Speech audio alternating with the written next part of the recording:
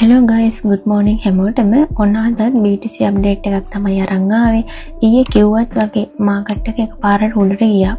නේද? ඊට පස්සේ මාකට් එක consolidate වෙලා ආයෙමත් මාකට් එක 64,400 ගානකට විතර මාකට් එක අප් වුණා.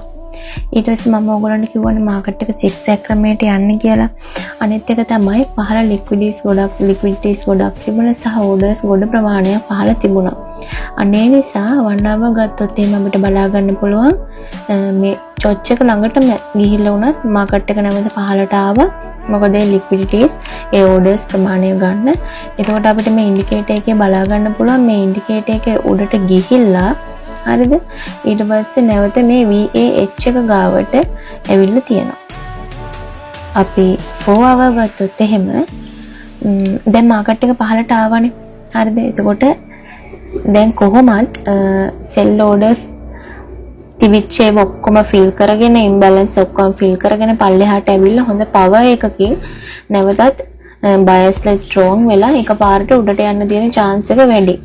දැන් ඔයගොල්ලන්ට පේනවා 4 hour ගත්තොත් එහෙම මාකට් එක පහළට ඇවිල්ලා POC line එකට ඇවිල්ලා මෙතන golden line එකත් cross කරලා තියෙනවා. touch කරලා තියෙනවා.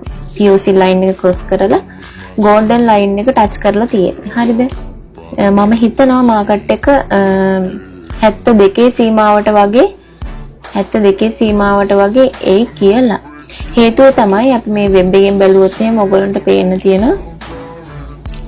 මේ 62ට මේ පේනවනේ 62 සීමාවට මේ පෙන්වන්නේ මේ වෙබ් එකේ මගේ වෙබ් එකේ තියෙන liquidities පෙන්වන areas ටික. එතකොට අපිට බලා ගන්න පුළුවන් මේ මෙතන 62යි 800 කියන සීමාවේ මේ liquidities තියෙන. ඒ වගේම මේ 62 සීමාවේ liquidities තියෙන. ඉතින් මේව ගන්න අනිවාර්යයෙන්ම මාකට් එක පහළට එන්න ඕනේ. ඊට අමතරව මේ හරිය තියෙන මේ orders ඒවත් අපිට බලා ගන්න පුළුවන්. ඉතින් මාකට් එක මේ 62 සීමාවේ තෝඩ එකක් තියෙනවා. orders ප්‍රමාණයක් තියෙනවා. අන්න ඒ නිසා මාකට් එක පහළට ඇවිල්ලා හොඳ අප් එකක් දෙන්න chance එකක් තියෙනවා. අන්න ඒ නිසා ඔයගොල්ලෝ ගන්න entry කල්පනාකාරීව ගන්න. මම ඔයගොල්ලන්ට කිව්වනේ අර inverse head and shoulder එක තාමත් දැන් ඒ සීමාවේ ඉඳලා resistance එක break කරලා උඩට යන්න ඕන. එතකොට තමයි මාකට් එක 67 සීමාවට එන්නේ.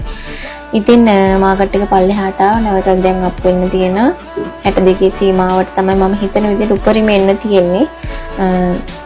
නමුත් මෙතන චොච් එක තියෙන්න 61.533 සීමාවේ මම හිතනවා 62ට එයි කියලා. අන්න ඒ නිසා ඔයගොල්ලෝ කල්පනාකාරී වෙන්න එන්ට්‍රි එකක් දාද්දී මම හිතනවා එහෙනම් ඔයගොල්ලන්ට මේක පැහැදිලි වෙන්නේ නැති කියලා මාකට් එක 6 ක්‍රමයට යන්නේ. අනේ නිසා මාකට් එක පල්ලෙහාට ආවා.